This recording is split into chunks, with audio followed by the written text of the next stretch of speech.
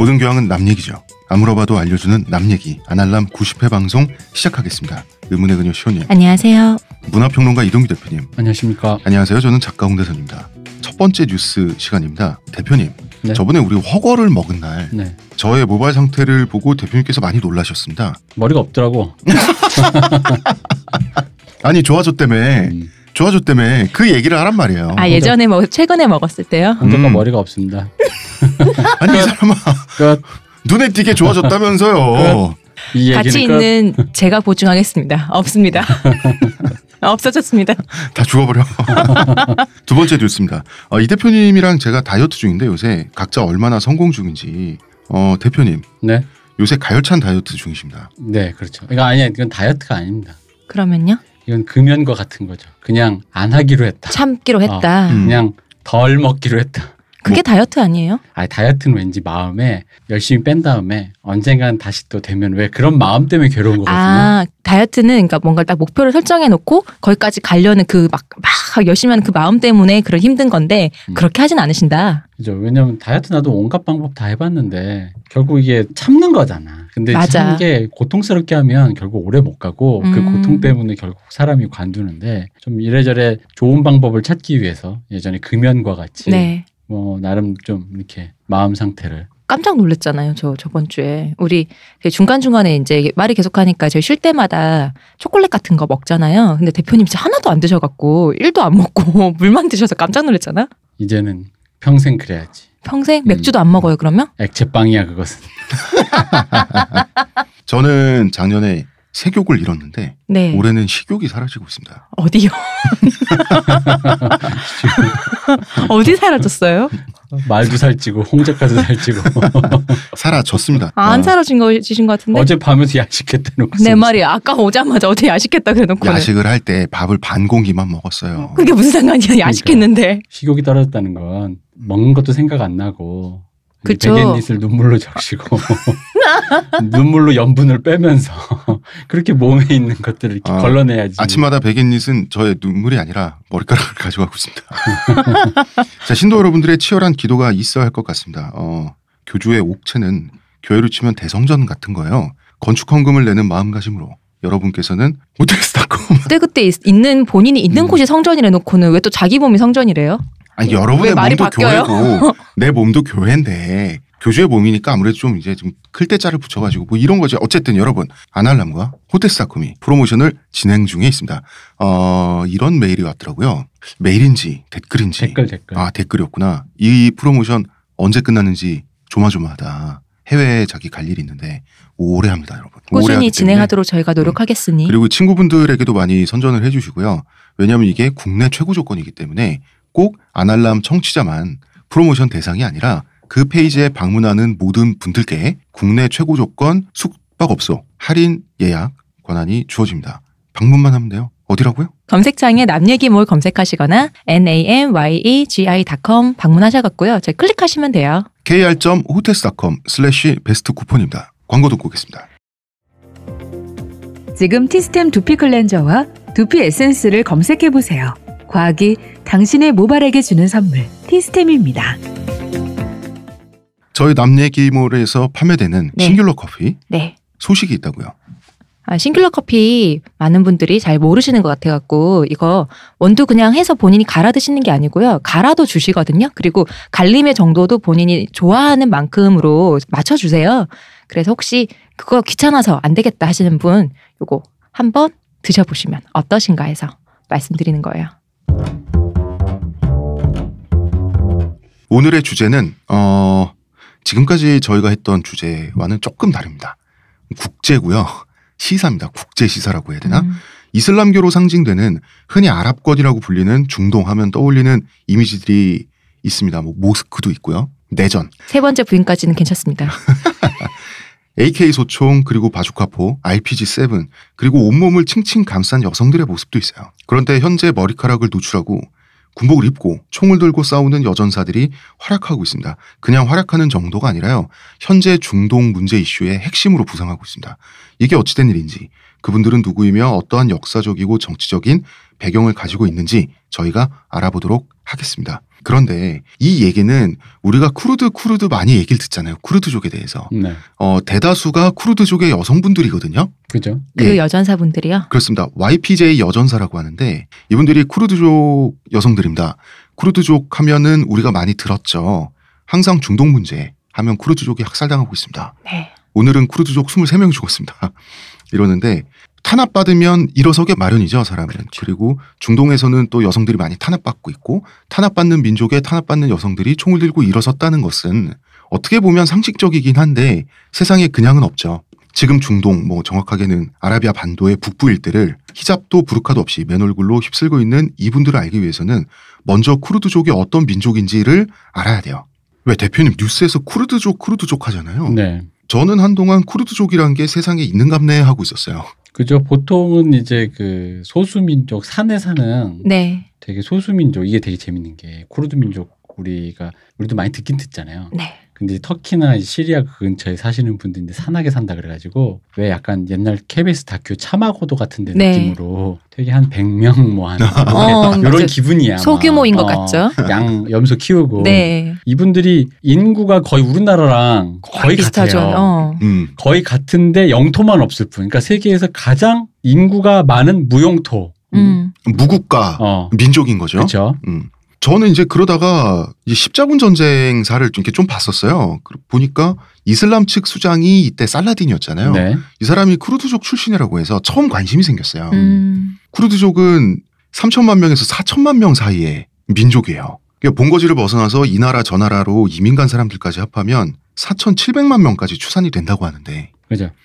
정말로 많은 숫자잖아요. 엄청나게 많은 숫자죠. 근데 나라가 없어. 음. 이러기가 힘들거든요. 그렇죠. 이분들 저기 사는 곳이 이게 이제 쿠르드라고 하면 이제 이해가 안 가실 테니까 그 아라비아 반도라고 하죠. 거기가 터키, 시리아, 이라크 그리고 옆에 약간 자잘하게 뭐 아제르바이잔 뭐 조지아 이렇게 있는데 그 국경선이 만나는 곳 가운데 산악 지방에 있어요. 네. 그러니까 이게 어떤 느낌이냐면 그렇게 말하면 이해가 안 되니까 그냥 딱 우리나라 충청북도 그 가운데 그 충청북도 딱 그 지역만큼 쿠르드족이 있는 거야. 근데 사실 거기를 우리나라의 충청북도처럼 떼서 여기가 그냥 어떤 지구다, 네. 어떤 지역이다, 어떤 국가 혹은 영토다라고 해주면 되는데 그게 안 돼 있는 거죠. 조금 더 자세하게 설명해 볼게요. 아시아가 있고 아프리카 대륙이 있잖아요. 가운데 아라비아 반도가 있는데 사실 이 아라비아 반도의 가운데 뭉탱이를 거의 다 차지하고 있는 나라가 사우디아라비아예요. 사우디아라비아 위를 보면 왼쪽에서부터 이스라엘, 레바논, 요르단, 시리아, 이라크가 있어요. 이라크 오른쪽엔 이란이 있고요. 북쪽에는 터키가 있습니다. 터키부터는 유럽으로 치죠. 반유럽, 반중동이죠. 그렇죠. 축구는 유럽에서 같이 합니다. 쿠르드족의 전통적인 거주 지역은 대체로가 시리아, 이라크, 터키, 이란에 걸쳐 있어요. 네. 이거를 쿠르디스탄이라고 합니다. 쿠르드족이 사는 땅이란 뜻인데요. 우리 왜 그렇잖아. 그쪽 동네가 중앙아시아에서 네. 이제 그쪽 동네가 이름 짓는 방식이 우즈베키스탄, 카자흐스탄, 투르크메니스탄 이런 건데 카자흐스탄은 카자흐족이 사는 땅이다. 이런 뜻이거든요. 쿠르드족이 사는 땅이란 뜻인데 쿠르디스탄은 쿠르드족의 거주 영역만을 뜻하지 국가가 아니에요. 쿠르드족이 가장 많이 살고 거주지도 가장 많은 곳은 터키예요. 터키의 영토의 거의 한 40% 정도가 쿠르드족에 살고 있습니다.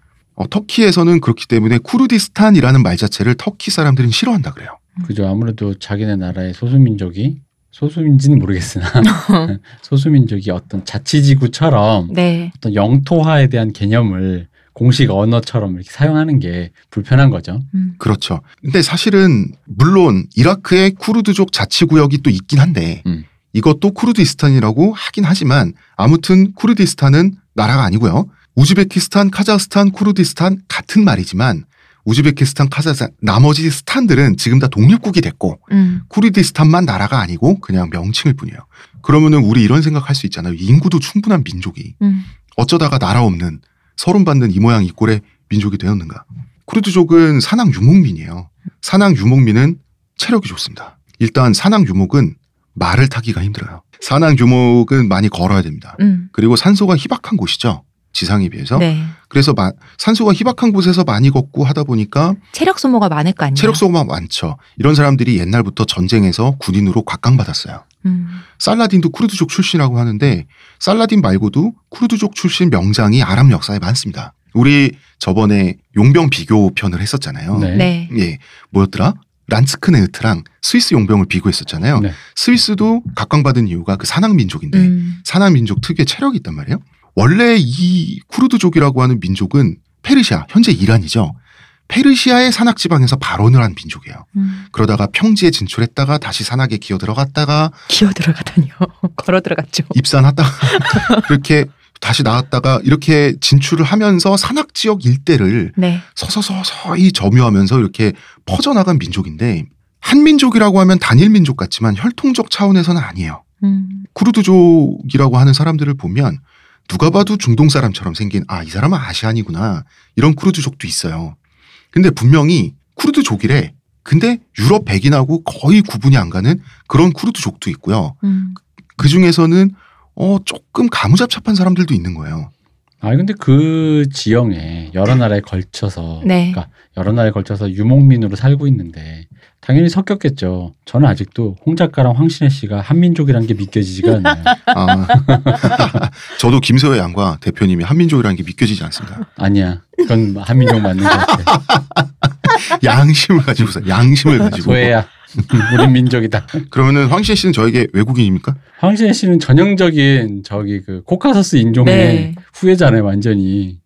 그러니까 옛날에 우리 고려시대 때 많이 서역에서 왔다 그러잖아요. 그죠? 정착하고. 우리나라도 유전자 풀이 사실은 되게 복잡할 거예요. 그러니까 이쪽이 생김새가 오히려 같으려면 사실 굉장히 소수의 네. 어떤 폐쇄적인 걸 유지해야 되는데 만약에 생각해봐. 이게 지금 5천만 가까이 되는 민족이 산악 유목민이잖아요. 또. 5천만이나 되는 민족이 만약에 모두가 똑같은 생김새 그거 소름. 쿠르드식으로 언어와 생활 방식을 공유하는 민족 집단이 쿠르드족이지 네. 특정한 혈통 집단이 아니에요. 네, 그렇습니다. 이거는 유대 민족도 마찬가지입니다. 유대교를 믿으면 다 유대인인 거예요. 맞아요. 뭐 흑인도 있고 흑인 아시안도 유대인도 있고. 있어요. 한국인도 그렇습니다. 네. 음. 그렇죠. 근데 이게 이렇게 많은 사람들이 국가가 없는 어떤 민족이 언어까지 가지고 있다는 얘기잖아요. 단일 언어가. 그럼요. 단일 언어가 없는 민족이 얼마나 많은데 이렇게 많은 인구가 같은 언어를 공유함에도 불구하고 나라가 없다. 진짜 특이해요. 쿠르드어는 원래는 페르시아어, 옛날에 페르시아어의 방언으로 출발을 했다 그래요. 페르시아에서 발원했으니까 지금은 완전히 독립 언어가 됐는데 네. 원래 민족이란 게 생활 방식을 공유하는 집단이잖아요. 일례로 동아시아의 유목민족 네. 모두 자기들이 흉노의 적통이다. 흉노의 후손이다. 돌걸도 그렇고 말갈도 그렇고 몽골족들도 그렇게 얘기를 했어요. 근데 인종적으로는 다 달라 흉노랑. 그렇지만 흉노가 처음 정립했다고 여겨지는 유목술. 이 유목술에는 여러 가지가 들어가 있는데요. 목축법, 사냥법. 여기서 이 사냥법은 원형으로 동물들을 포위해서 사냥하는 네르제를 말합니다. 그리고 활쏘기 기술. 이런 것들을 이어받았기 때문에 우리의 조상이 흉노라고 하는 것이거든요. 쿠르드족도 마찬가지죠. 쿠르드족 산악 민족이 처음 발원했을 땐 숫자가 적었을 거 아니에요. 네. 그런데 계속해서 이 사람들의 생활 방식에 흡수 통합되는 사람들 있잖아요. 네. 이 사람들의 후손이 다 쿠르드족인 거야. 그리고 원래 유목민은 생김새가 더 빨리 바뀌어요. 왜요? 이동을 더 멀리 빠르게 하기 때문에. 더 멀리 가서 그럼 원래 발원지보다 더 생김새가 다른 사람들이랑 만날 확률이 높기 때문에. 그렇죠. 혈통이 섞이잖아요. 지금 터키 사람들 보면 터키는 우리 형제 나라라 그러잖아요. 왜냐하면 고구려 유민들과 터키 사람들의 조상들이 발해 한 국가를 이뤘기 때문에 우리를 형제 나라라고 하는데 정작 우리가 보기에는 그 사람들은 서양인이랑 더 가깝잖아요. 그렇죠. 그치. 북의 혈통이란 건 원래 우스운 겁니다. 몇 대 손 이거 무슨 얘기예요, 사실? 우스운 얘기입니다. 오스만 투르크 제국의 술탄 있죠, 술탄. 술탄이 시간이 지나면 나중에 외모가 러시아인처럼 돼요. 맞아, 예전에 말씀하셨었죠. 백인에 가까워졌다고. 왜냐하면 가장 총애받는 후궁의 아들이 술탄은 백인 미녀를 좋아했다. 네, 그 다음 술탄이 될 가능성이 높잖아요. 러시아 쪽의 슬라브족 미녀들이 항상 그 황후가 됐다 그러더라고요. 그게 바뀌면 사실 인종적으로는 그 사람은 슬라브인이에요. 그렇죠. 근데, 하지만 우리는 그 투르크족이라고 하잖아. 왜냐하면 북의 혈통 때문에. 그때까지 가면 북이라고 하는 건 거의 한 방울 정도밖에 안 남아 있는 거잖아. 뭐 하여튼 그렇습니다. 이 쿠르드족들만의 특징이 있습니다. 여성의 목소리가 주변의 다른 민족보다 커요. 이 민족이 여성이 활동적입니다. 여기에는 전에도 한번 설명을 했던 적이 있는데 유목민족은 여성도 노동에 참여하지 않으면 생활이 좀 불편한 경우가 많아요. 이거는 농경민족도 마찬가지인데 뭔가 더 생산적인 일에 참여하기 때문인 거죠. 아이를 키우고 집안일하는 것도 생산적인 일이어야 하는데 그러니까 대접을 받아야 노동은 되는데 같이 하는데 대접받는 어떤 노동을 하는 게 유목민족의 여성들이 더 많기 때문에 많죠. 경제적이냐는 거죠. 네. 경제활동. 눈에 띄는 부가가치를 생산하는 유목활동은 네. 본격적인 경제활동이란 점에서 집안일보다는 좀 더 대우받을 여지가 있죠. 집안일을 해보면 느낀 건데요. 진짜 대우받아야 되는데. 대우를 받아야 되는데 저도 하면서 느끼지만 이게 앞으로도 살면서 후대의 사람들에게 대우를 받을 만한 일로 인식되기는 글렀구나라는 생각이 그쵸. 드는 거예요. 해도 티가 안 나요. 근데 대신 안 하면 티가 나요. 맞습니다. 저희 집은 현재 티가 아주 많이 나고 있습니다. 그래서 티가 엄청 안 나는 일인데 안 하면 티가 엄청 나고 잘하는 경우 별 티가 안 나요. 맞아요. 근데 잘하면 굉장히 안정된 상태가 되니까 거기다 음식은 더더욱 그래. 그렇죠. 숙련자일수록 더 짧은 시간에 더 많은 그리고 같은 그 맛의 음식을 만들잖아요. 게다가 이제 가전제품이 보급됐으니까 귀찮으면 담당할지언정 전체적인 일이 요리 말고는 거의 평준화가 된 상태에서 요리만이 어떤 그 사람의 숙련 기술을 보여주는 기술로 좀 이제 독보적인 뭐가 좀 있거든요. 네. 혹은 뭐 이제 꼼꼼하신 분은 뭐 속옷도 다리고 막 꼼꼼하게 막 하시는 분이 그러신다더라고요. 뭐 이제 그런 걸 떠나서 이제 그렇게 할 수 있다라는 거지. 근데 해보니까 이게 과연 가치 있는 일이다. 그러니까 이걸로 돈을 받고 이거 되게 뭔가 정말 수고하셨습니다라는 말이 자동으로 내가 스스로 나에게도 안 나오는 거야. 해본 사람은 그 말이 나와요. 그러니까 나한테 내가 만약에 나오지 내가 나 자신에게는 그냥 하는 거야. 그렇지. 그러니까 그러다 보니까 이게 해보신 분들이라면 남이 그 수고를 암에도 불구하고 쉽게 이게 어떤 아까 말씀하신 부가가치를 생산하는 경제적 활동이라고 보기에는 이게 그러니까 머릿속에 잘 안 들어오게 되는 거지 사람이. 제가 저희 집에서 주부 포지션이거든요. 네. 한 일주일 손 놓잖아. 급속히 붕괴합니다. 저 집에 지금 버려야 될 쓰레기가 밀리고 있습니다. 뭐 이런 거 있잖아요. 먹는 사람은 먹는 음식을 차리는 수고만 상상하잖아요. 치우는 과정이 있고요. 치우고 관리하고요. 설거지하고요. 그 전부터요. 맨 처음에 무슨 음식을 할까 생각해서 그걸 사서 다듬어서 음식을 해서 내고 치우고 이것까지 모든 것이 다 요리에 포함인데 먹는 사람은 먹는 것만 알지. 먹는 것도 금방이야. 그러니까 한국 음식이 그래서 지랄이야 진짜. 마트 가서 장 보고 있을 때도 항상 그 콜라보를 맞추려고 다 짱구 굴리면서 하잖아. 그것도 따지고 보면 다 노동이거든요. 눈에 안 띄는 노동이야. 그리고 굉장히 그 정신노동이 굉장히 고돼요. 오늘 뭐 먹지? 또 그거 먹고 싫은데 하면서 머리를 굴리는 그 과정 자체가. 그리고 뭐 어머님들이 또 하는 거 있잖아요. 똑같은 거 내주면 괜히 눈치 보시잖아요. 그러니까 매일매일 똑같은 거 내줄 수 없으니 다른 것도 뭐 하나 오늘은 저녁 뭐 하나 이게 엄마들 맨날 그 소리 많이 하시잖아요. 그러니까 사실 개념은 이게 누가 주방에 그러니까 주부로 계시고 네. 누군가가 나가서 경제활동을 했을 때 그 경제활동에 포함되는 건 예를 들어 뭐 남편이 보통 하니까 남편이 뭐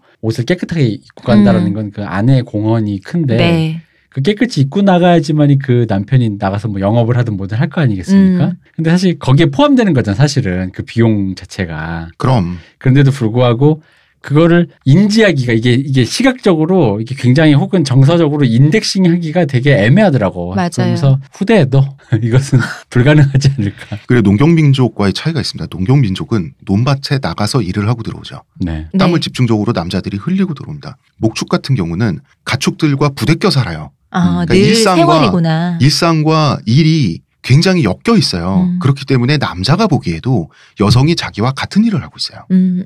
눈에 띄니까 당연히 여성의 노동도 인정을 받고 하루 종일 보고 있으면 인정할 수밖에 없거든요. 인정을 받고 여성들의 권리가 높은 거예요. 다른 민족보다.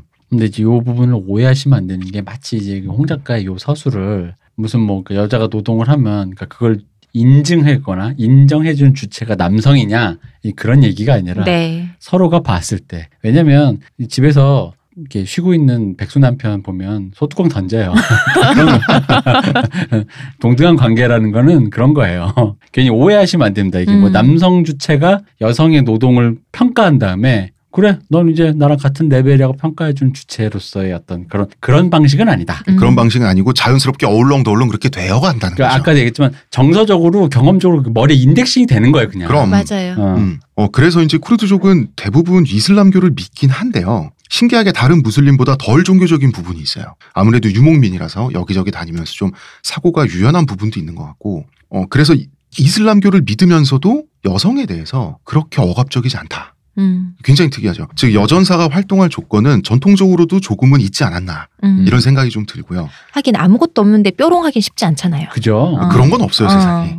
그러면 이제 왜 나라를 세우지 못했는가? 사실은 여러 가지 이유가 있죠. 민족국가라는 개념 자체가 나온 지가 얼마 안 됐잖아. 네. 그죠? 그리고 원래 유목민들은 국경선 개념이 옛날부터 희박하잖아요. 그렇죠. 다녀야 되니까. 몽골어로 나라를 울루스라고 하는데 네. 사람과 가축이 모여있는 상태를 울루스라 그래요.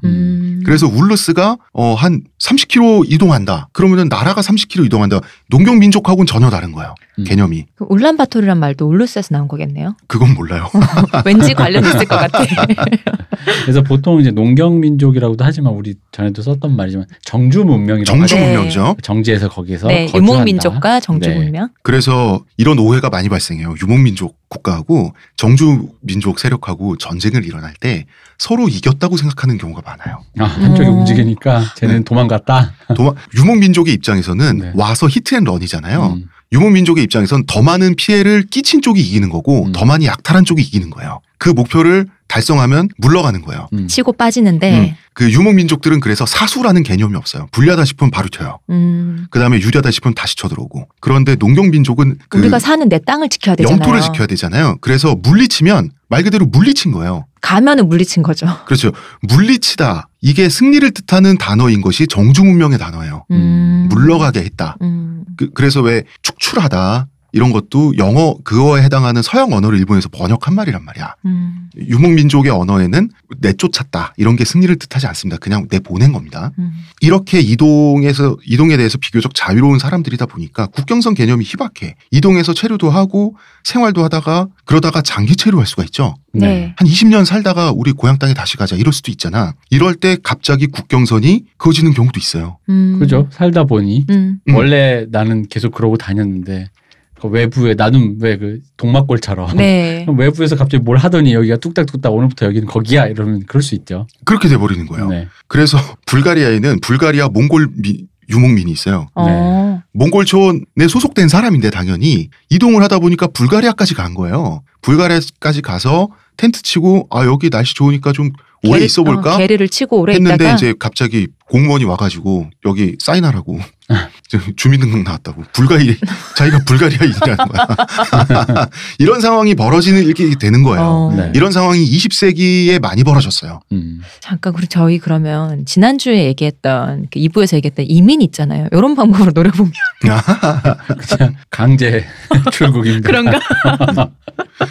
그 몽골 공화국하고 내몽골 자치구 있죠. 네. 예를 들어보면 내몽골 자치구는 원칙상 내몽골 자치구 구민들은 원칙상 중국인들이잖아. 그죠? 근데 국경선이 있단 말이에요. 근데 이 국경선이란 게 사실은 없어요. 경도와 위도로만 존재하지. 왔다 갔다 한다는 얘기세요?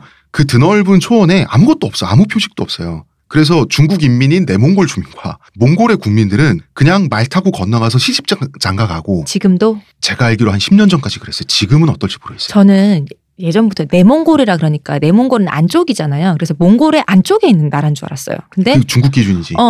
아니요. 그냥 생각했을 때 몽골 땅 안에 좀 더 안쪽에 있는 그걸 내몽골이라고 하는 줄 알았거든요. 몽골 안에 있는 줄 알았는데 지도를 보면 몽골 바깥에 있잖아요. 그래서 되게 좀 놀랐었어요. 처음에 그걸 봤을 때. 내몽골. 마이몽골? 마이몽골. 차이니즈 몽골.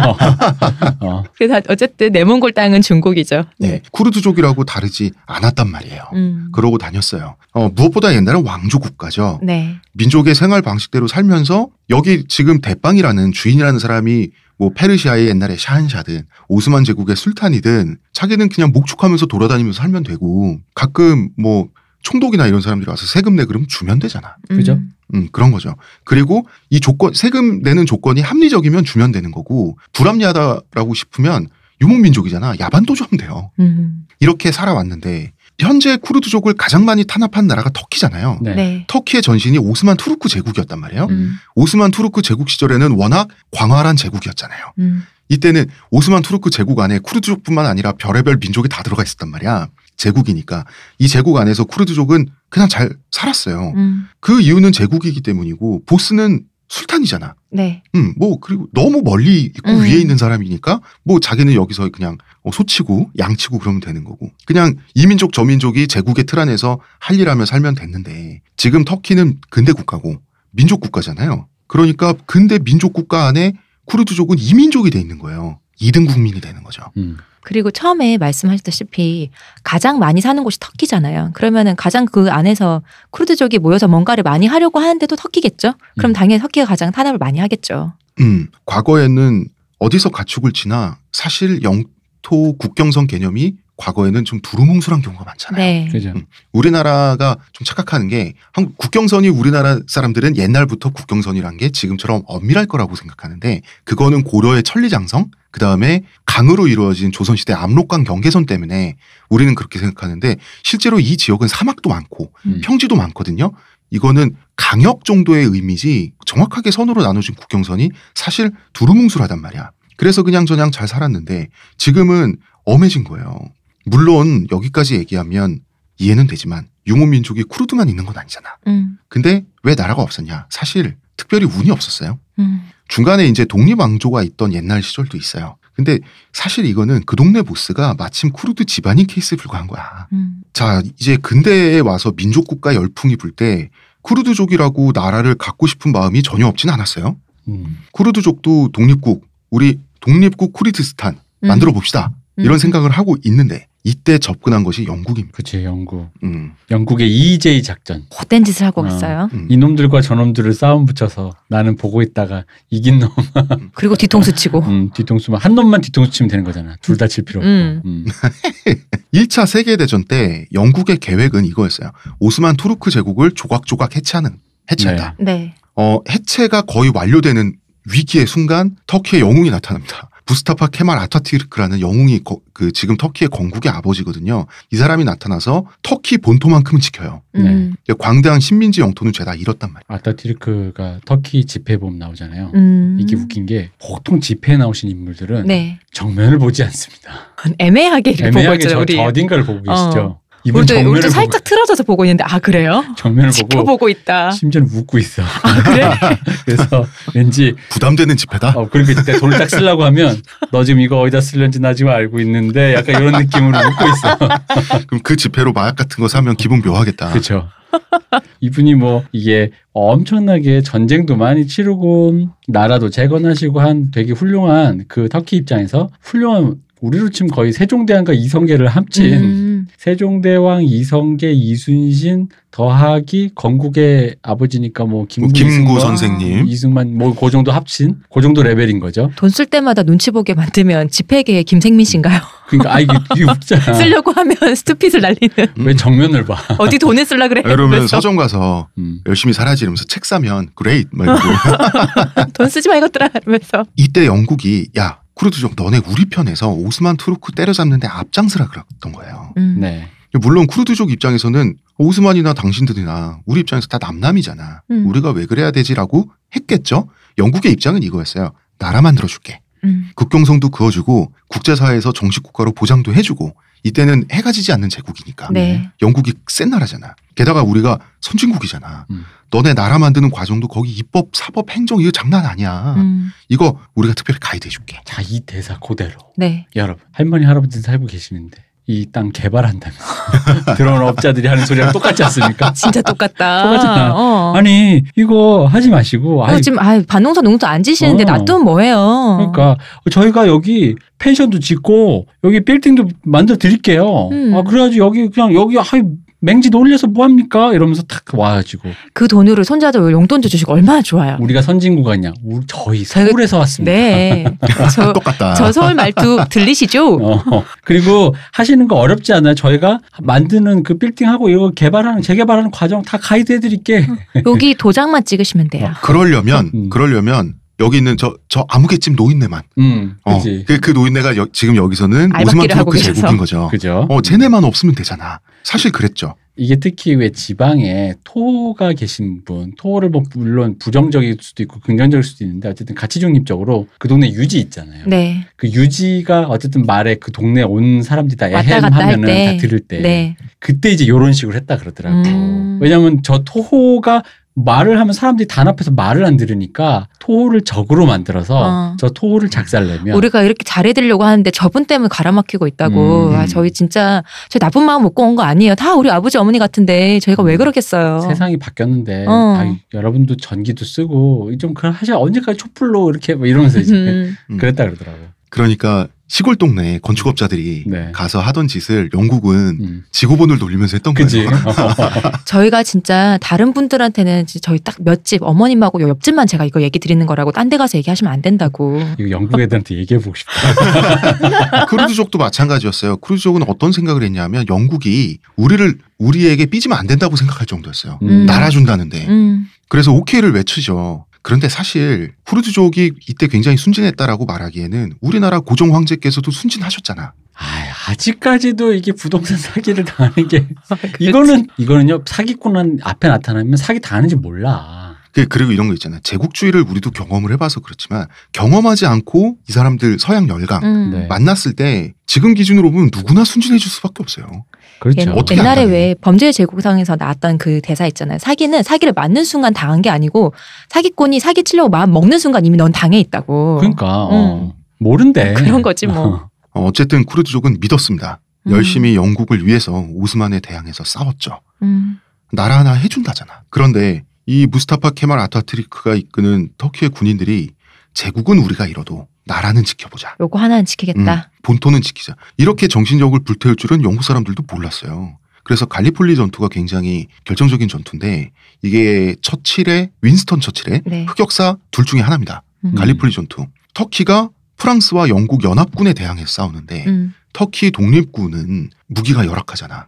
총알이 먼저 다 떨어져요. 대영 제국과 프랑스 연합군은 압도적인 화력의 무기를 아직 다 갖고 있잖아. 이때 무스타파 케말 아타투르크 이하 장병들이 착검 돌격을 합니다. 겁만 차고 가서? 예, 그래서 두 제국을 백병전으로 물리쳤어요. 그야말로 구국의 전투인데. 이분 혹시 척준경 씨의 현신일까요?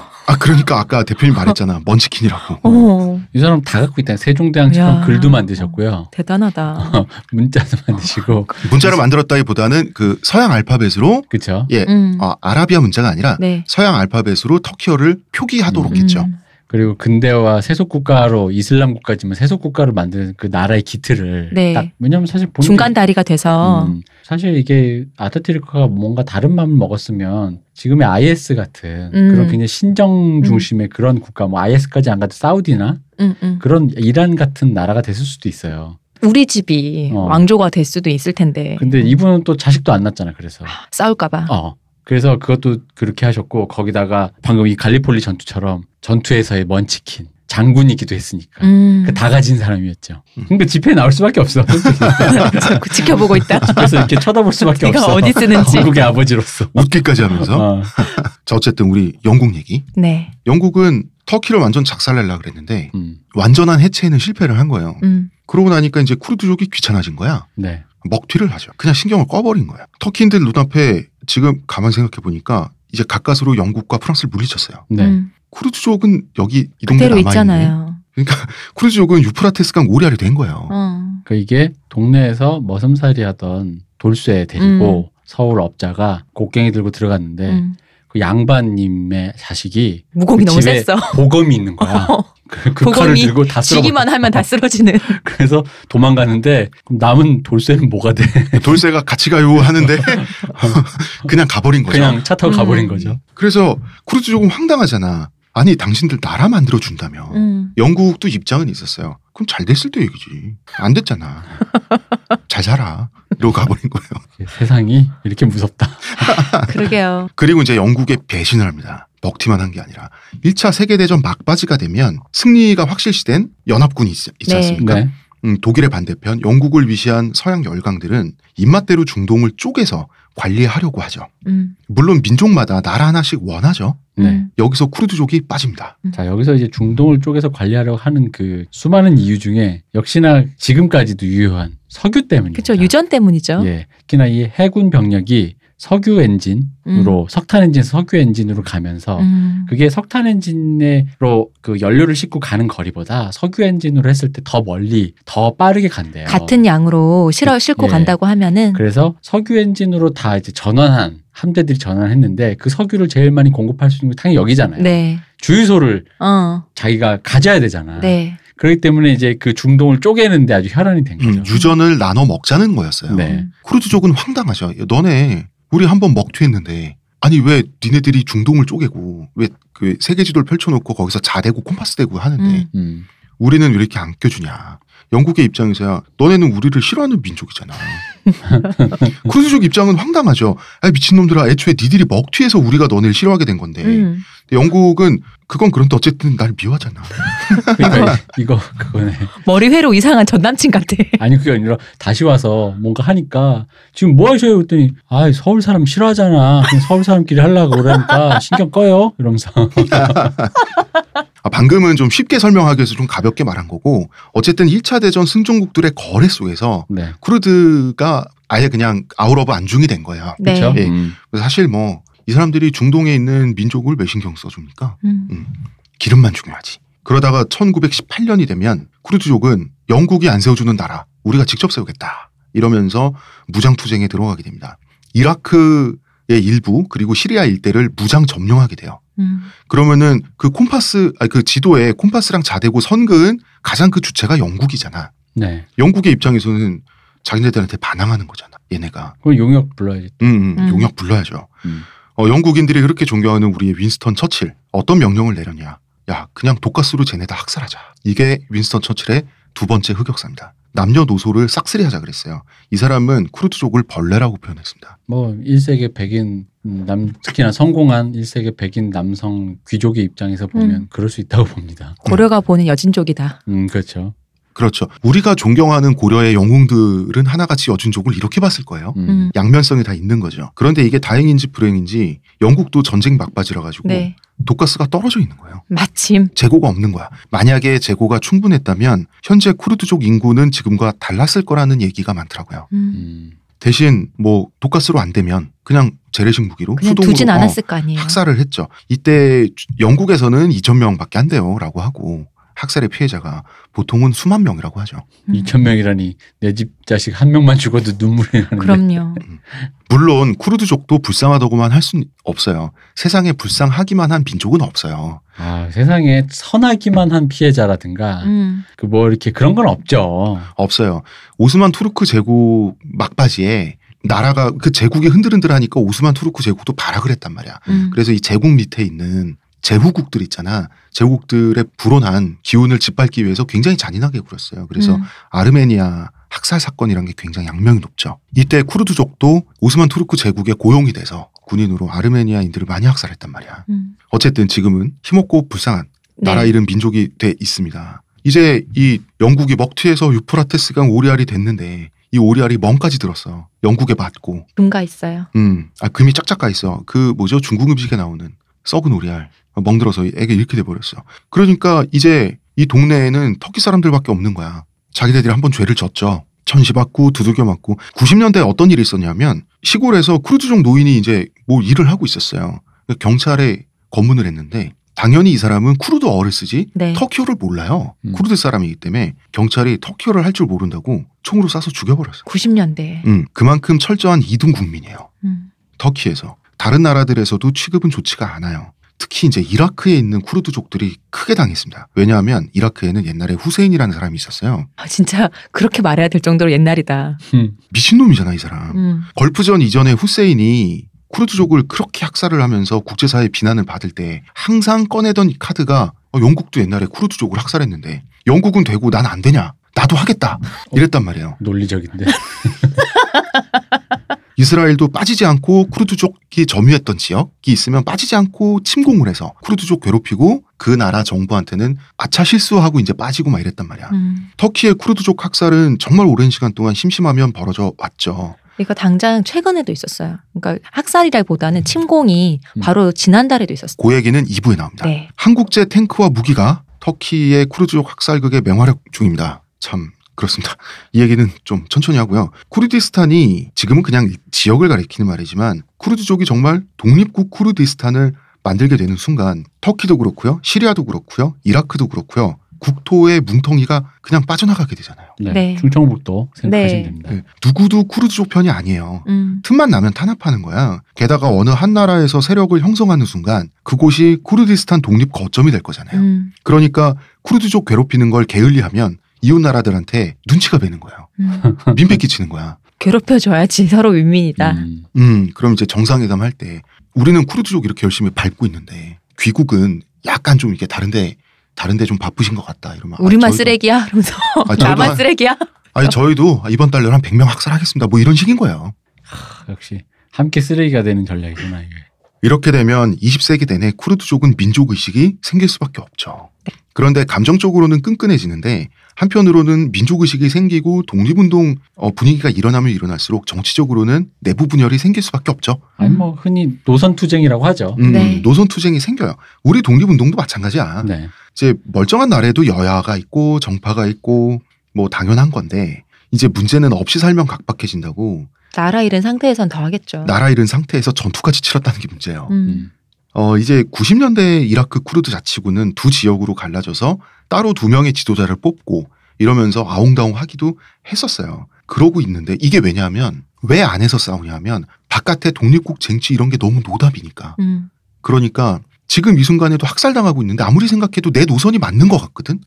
그러면 같은 편인 다른 노선을 갖고 있는 같은 민족이 더 미운 거예요. 얘네 때문에 우리나라 지금 우리 민족이 더 탄압받는 것 같잖아요. 그러다 보니까 무력 싸움까지 하게 되는 거예요. 난 이게 잘했다는 게 아니라 이해는 할 수 있다, 이 과정을. 아, 그쵸. 왜냐면 그게 역사를 통시적으로 후세에서 결과만 인지하면야 이 노선 저 노선에 대한 평가가 있을 수 있지만 당장 이 시대를 살고 있는 사람 입장에서 그거 어떻게 알아요?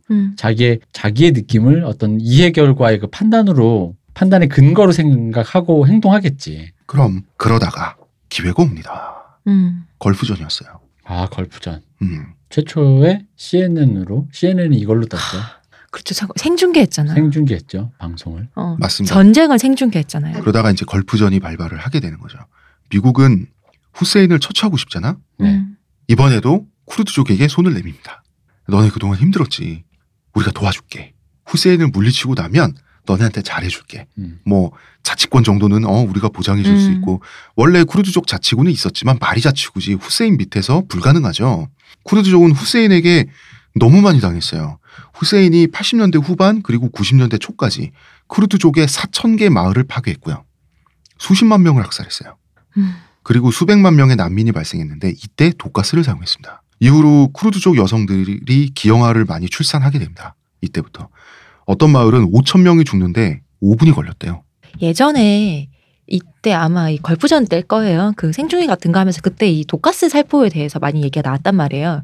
이거 굉장히 협박적으로도 문제가 있는 거 국제협약으로 이렇게 너무 잔인하게 빠른 시간 내에 사람들을 정말 한 마을이 다 죽는 거잖아요. 근데 이거에 대해서 나왔는데 요 생화학 무기가 너무 잘 나와서 지금은 더 발달됐겠죠. 당시에 나왔던 뉴스가 이게 그 생화학 무기가 살아있는 생명만 죽이는 거예요. 아무것도 터치하지 않고 그러다 보니까 왜 그 찍힌 사진이 아이가 왜 눈이 검어지고 이런 거 있잖아요. 눈이 없고 어른들 모두 뭐 안고 있고 이런 그런 게 사진이 되게 많이 돌았었거든요. 네, 맞아요. 그 당시에 생화학 무기에 대한 그 어떤 경종을 울리는 네. 어떤 사진들이 많이 공개가 됐었죠. 그 공개된 사진 속의 희생자들이 쿠르드족인 거죠. 네. 그리고 이때 쿠르드족 학살의 현장 책임자, 이 독가스 학살의 현장 책임자가 케미컬 알리라는 별명을 가진 후세인의 친인척입니다.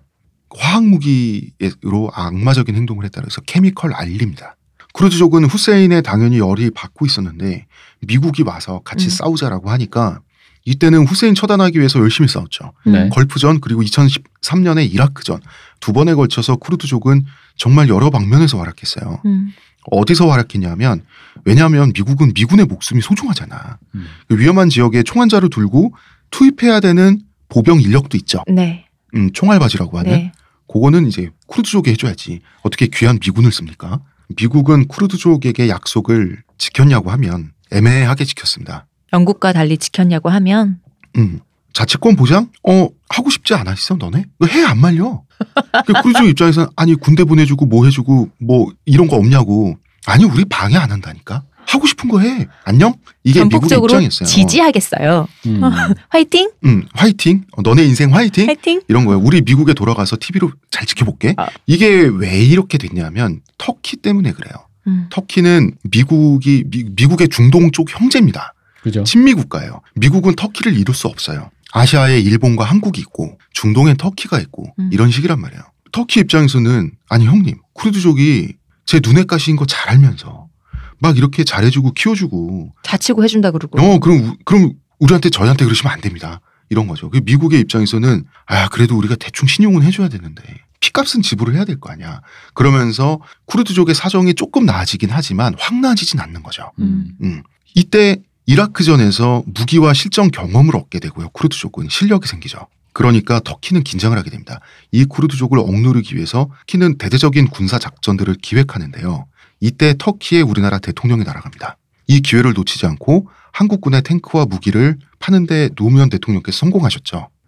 이때 좌파 진보 쪽에서 노무현 대통령 흉 많이 봤습니다. 그 왜 나라 없는 민족 학살하는 데 쓰는 무기를 팔러 갔다라고 해서. 네. 근데 물론 저는 노무현을 옹호하고 싶어요. 왜냐하면 대통령은 국민과 국익만 생각하는 사람이지 솔직히 말하면 나라 없이 서름받는 민족의 입장을 고려해 주는 사람은 아니긴 해요. 자국의 국익을 생각하는 사람이니까. 그렇죠. 그러나 어쩔 수 없이 남는 씁쓸함은 있어요. 우리도 국익 앞에서는 언제나 가해자가 될 수 있고 또 그러한 민족이라는 건 현실이잖아요. 현실을 받아들여야 돼. 그러니까 이게 진보적인 가치를 담지하고 뭔가 거기에 걸맞는 일을 하고 싶다면 결국 국가라는 장벽 앞에 나중엔 걸리게 돼요. 세계인으로 가지 않으면 그죠? 그렇죠. 왜냐면은 하다못해 진보적인 가치를 떠나서도 이럴 수 있죠. 사람을 죽여서는 안 되지만 예를 들어 엊그저께까지 한국인으로 활동하시던 우리 유승준 씨랑 나랑 미국군과 한국군으로 만나서 총불을 겨누면 너 CD 샀는데 이러면서 난 나나나 하면서 총을 내가 쏘면서 당신 노래도 다 외우는데 이러면서. 근데 어쨌든 간에 싸우게 되면 방아쇠를 당겨야 돼. 그건 살인은 맞지만 그 사람을 죽여서는 안 되고 폭력이 나쁜 것도 진보적 가치가 맞지만 사람이 현실에서 가지게 되는 어떤 그런 가치 충돌이라는 건 거기서 항상 있는 거고 이런 극단적인 예를 떠나서라도 우리가 흔히 말하는 진보적인 가치라는 게 결국 굳이 이상적으로 말하자면 어떤 세계 평화잖아. 모든 사람이 평등하고 모든 사람들이 행복하게 살 수 있게 해야 되는데 문제는 그게 국가라는 바운더리 안에 갇히고 국가가 국가마다 동등하지가 않고 국가 간의 파워도 동등하지 않고 근데 그렇다고 해서 동등하지 않은 파워임에도 불구하고 자기 파일을 기꺼이 내줄 수 있느냐는 그건 사실 둘이 동시에 총을 내리기라는 거잖아요. 네. 서로 쳐다보던 사람들이 하나 둘 셋 하면 우리 둘 다 총을 내려놓자가 돼야 되는데 거대한 신뢰 구축에서 오는 우리 말나 장난삼아 말하는 세계 시민 같은 얘기인 거고 이런 얘기예요. 포커 게임을 사회주의적으로 하자. 근데 그런 식으로 하는 거는 그러니까 그건 언젠가 요원한 일이지만 언젠가 했으면 좋겠지. 근데 이제 그거는 지금 현실 정치에선 불가능한 우리의 이상향인 거죠. 그러다 보니까 국익을 얘기하는 게 맞아요. 국익 얘기하면 되게 우익적 가치인 건데 국익 앞에서 어쩔 수가 없다라는 거지. 그러니까 그 가치가 양립하는데 현실 정치에서 누가 이제 이런 식으로 하니까 예를 들어 노무현 대통령이 이렇게 했으니까 너는 진보적인 척하더니 진보적인 아니었네 이 우익 이럴 문제가 아니라 노무현 대통령이 그 전에 어떤 활동을 하셨든 이분이 대통령 선거에 출마를 했을 때는 자국의 국익만 우선적으로 생각하는 그 자리에 동의한 거예요. 그러니까 노무현 대통령이 정말 잘해서 전 세계 사람들을 다 이끌고 모두를 무장해제 시킨 다음에 세계 국가 있잖아. 그러면 아타트리크가 아니라 아타월드. 세계 국가 노월드를 만드는 거야. 그래서 모두가 군대도 해체하고 그러면 되지. 근데 그러면 탱크도 팔 필요 없고 되지. 근데 이제 그렇지가 못하니까. 그러니까 이거는 왜냐면 요 얘기를 잘못 들으면 노무현은 완전 우익이다. 혹은 우리가 이런 얘기를 했을 때 안 하려면 또 노무현 우익이라고 까네. 니들만 좌파냐? 노무현 얘기 그만 좀 하라며. 그리고 왜 좌파들은 항상 이렇게 잔소리해서 문제라고. 그러니까 그런 문제가 아니라는 거지. 그리고 무기 수출은 대단한 성과입니다. 그리고 내가 좌파도 아니고. 무기 수출은 우파도 아니시잖아요. 같은 액수의 다른 물건을 그 민간 기업이 수출하는 그 매출액과 같다고 하더라도 의미가 전혀 달라요. 터키가 최근에 우리나라에서 그 물대포도 사가지 않았나요? 경찰이 우리 시위 탄압할 때 썼던 그 물대포 있잖아요. 요것도 사가지 않았나요? 제 기억으로 그랬던 것 같은데. 한국제 무기에 대해서 네. 많은 신뢰를 갖고 있는 좋은 그리고 나라입니다. 시위를 이제 막는 그것에 우리가 좀 선진적이잖아요. 많이들 도입하신다고. 왜 무기 수출을 하려고 그렇게 목을 매냐면 실전 경험을 공짜로 얻잖아요. 실전 데이터 있죠. 그 해당 무기의 실전 운용 데이터를 공짜로 얻는 게 이게 측정이 불가능할 정도로 귀중한 자료거든요. 전투력을 유지하는데. 어쨌든 노무현 대통령은 한국인에게 잘하셨습니다. 쿠르드족에게는 죄를 좀 지셨죠. 하지만 저희는 한국인이므로 자 어쨌든 쿠르드족 입장에서 보면 막장이죠. 희망이 없었다고 봐야 합니다. 터키가 쿠르드족의 반발을 완전히 정리할 모양새였어요. 사실 이때는 분위기가 어땠냐면 이제 2000년대로 온 겁니다. 이제 분위기가 어땠냐면 터키가 그래 내가 삼키고 내가 해결할게. 보니까 이라크 막장 됐고 전쟁하느라고 시리아도 뭐 그냥 전향한다고. 안에도 지금 그 나라 안도 시끄럽고 하니. 그리고 터키 자 아까 말씀드렸죠. 터키 안에 쿠르드족들이 가장 많이 삽니다. 터키 안에서도 쿠르드족들이 당연히 갈라지잖아. 친터키 쿠르드. 그렇죠. 그다음에 강성 반터키 쿠르드. 이게 뭐냐면 우리 그렇게 싸워야 돼? 우리 생업이 더 중요하지 않아? 그리고 터키 애들이 우리를 터키 안에 있는 쿠르드족까지 이렇게 막 학살하지도 않고 그리고 이런 논리도 있었습니다. 친터키. 우리 50년 100년만 기다리자. 우리는 애를 두세씩 낳고 터키 사람들은 한 명씩만 낳는. 너무나 나이브하다. 우리 인구로 터키를 점령할 수 있다. 이게 쿠르디스탄 노동자 당이라고 이 당이 좀 되게 강성으로 네. 우리 인식대로라면 이제 테러를 하는 터키를 대항해서 테러를 좀 많이들 감행하는 그런 단체잖아요. 그래서 이 단체가 우리 이제 얘기했던 초반에 얘기했던 그 YPJ도 그렇고 이 단체가 사실은 미국에서 테러 단체로 규정돼 있단 말이에요. 그러다 보니 터키 쪽에 친터키는 너네가 이렇게 강성하게 하니까 우리도 테러를 찍히고 뭐가 일이 안 되지 않냐. 그리고 또 그 유전이 있었잖아요. 유전을 갖게 되면서 그걸로 또 이제 돈이 생기니까 그걸로 시비가 붙는 거지. 그리고 이제 반터키 방금 말씀하신 강성 네. 이런 사람들은 우리가 피를 이렇게 흘려가면서 우리가 테러까지 감행해가면서 이렇게 노력하는데 네. 가만히 있던 애들이 우리를 비난해? 이러면은 당연히 멀어지게 되죠. 그죠. 이게 결론이 누구 쪽에 유리한 결과로 결론이 나느냐에 따라 사실 그때 그게 맞았다는 거지. 맞아요. 지금 상태에서 이거 몰라요. 성공한 사람에 의해서 역사가 다시 씌워지겠죠. 성공하면 JYP의 미국 진출 네, 같은 거예요. 성공하면 그때 탁월한 선택인 거고 성공 못하면 그때 그 뻘짓을 한 거야 그냥. 근데 지금 알 수가 없죠. 알 수가 없지. 이게 진짜 말 그대로 서구 열강들에게 테러 단체로 찍혀서 한꺼번에 그냥 완전 무장 해제당하고 쿠르드족 완전 그냥 다 삭제. 일거에 학살된다면 이럴 수도 있고 우리나라의 뭐 윤봉길 선생님이나 안중근 선생님처럼 이런 어떤 그러한 역사적인 사건의 인덱싱이 돼가지고 그쪽이 성공적인 그 가도가 될 수도 있는 거고 그건 모르는 거지. 그게 경영학 자기계발서들을 네. 비판하는 어떤 그 미국의 학자인가요? 이분이 했던 말인데 모든 게 결과론이라는 거야. 그 사업을 했을 때 망할지 안 망할지 이 사람이 잘할지 못할지 운이 얼마나 있을지 아무도 몰라. 모르지. 근데 이 사람이 좀 성격이 빨리빨리인 거야. 이 경영자가 사업이 성공하면 대담했다. 진취적이었다. 사업이 실패하면 무모했다고. 그지. 근데 이 사람이 보수적이고 디디한 사람인데 결국 나머지 진취적인 사람들이 다 망해서 혼자 탑이 됐어. 그러면 신중했다고. 도태됐으면 소심했다. 보수적이었다가 된다는 거죠. 성공한 사람들이 성공한 후에 자기의 성공담으로 다른 사람들의 인생을 망친다고 하잖아요. 맞아요. 왜냐면은 성공해가는 수만 가지 길 중에 자기가 걸어본 한 가지 길을 되게 확신하고 있거든. 심지어는 그 길을 남이 했을 때 정확히 그대로 이루어지는지도 검증이 안 됐는데도 불구하고.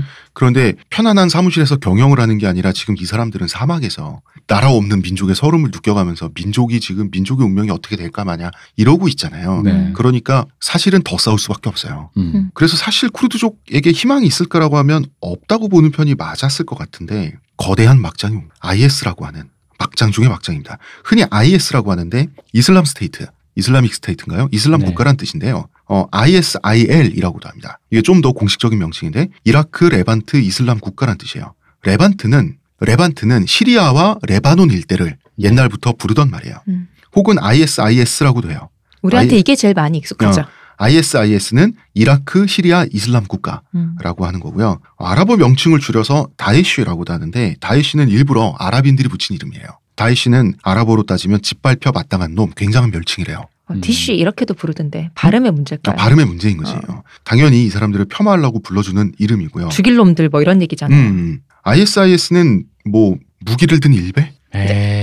일베 무슨 그냥 일베 사실 일베 그냥 어디 힘드신 분들 앞에 가서 치킨 먹고 뭐 요런 거 인증하기 좋아하지. 아니 이건 진짜 머리 사고 구조가 다르다고 생각해. 이런 레벨에 저기 가시는 분들은 일베를 아무리 서로 미워한다고 해도 우리가 아무리 일베가 미워도 사실 그렇잖아요. 그렇긴 그래. 왜냐하면 일베는 그냥 그런 애들이고 관심 욕구와 인증 욕구가 지금 더 불타는 분들이지. 정신병자들이잖아 완전히. 그리고 사실 우리가 어떤 집단이나 실화냐 그런 거에 대해서 사악하다, 이런 사특하다 이런 말을 하기가 사실은 좀 이렇게 틀린 경우가 많은데 그런 표현도 잘 안 쓰잖아요. 얘네 진짜 악마적이잖아. 진짜로. 원래 ISIS의 전신이 있긴 있었어요. 네. 그런데 이 길고 복잡한 지루한 역사를 설명해 드리긴 싫고 이때는 어쨌든 아웃 오브 안중이었어요. 그러나 미국이 알카이다를 분쇄해버렸죠. 오사마 빈라덴 처단해버렸어요. 이때부터 세력이 물밑에서 커지기 시작하는 거예요.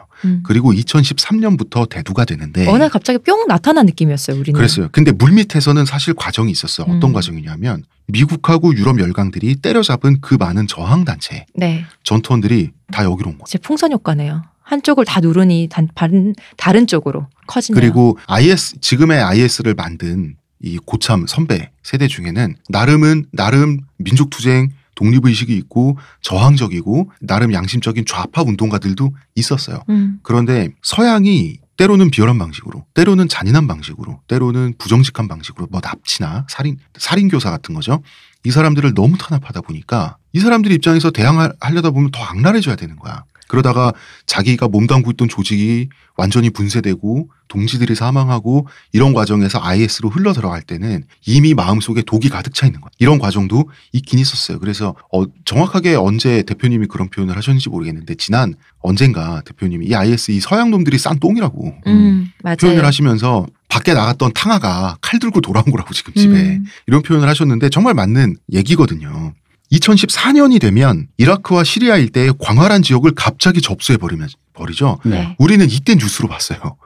그러면서 칼리파 선언을 해요. 칼리파는 천주교, 카톨릭으로 치면 교황 같은 건데 네. 이제는 역사 속에서 사라진 지 오랜 직책이란 말이야. 그랬는데 칼리파가 다시 나타나 버린 거야. 과거의 종교 지도자가.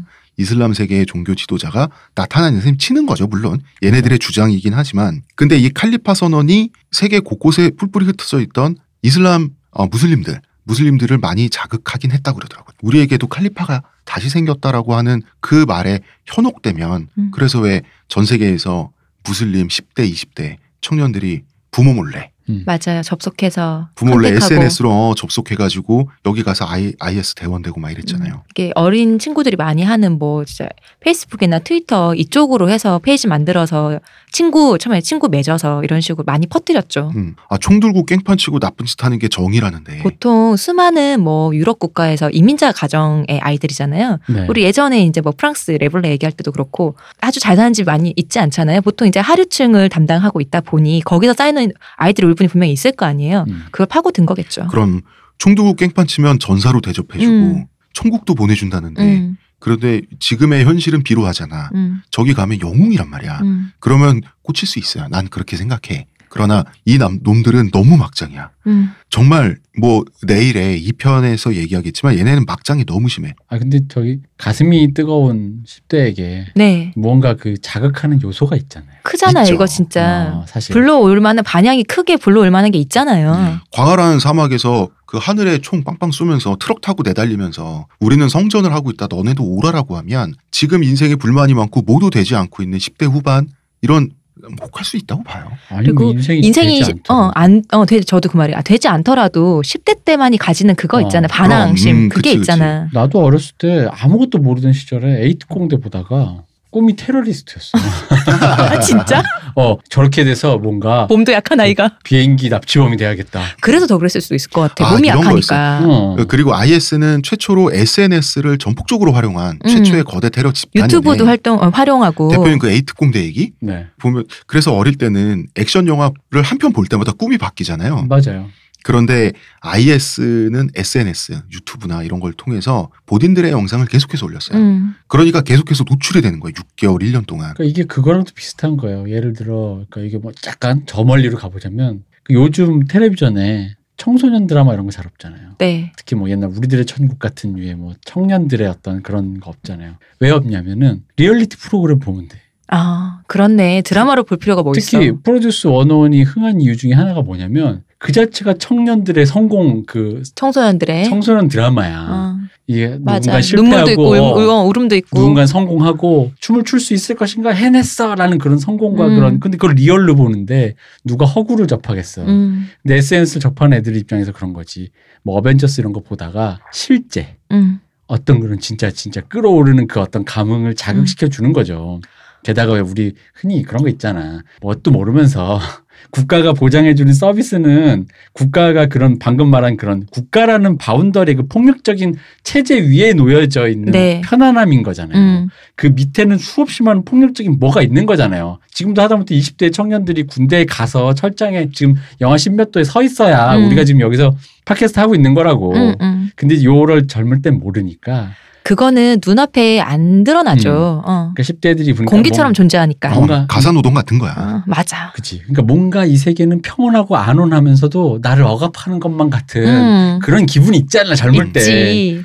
뭔가 나라는 나를 억압하고 어른들은 다 꼰대짓하고. 진누르는 공기 때문에 숨을 못 쉬겠어. 근데 이쪽에 너무 뭐 요즘 옛날 표현 락킹해. 뭔가 자유, 프리덤 막 세상을 지금 뒤흔들어.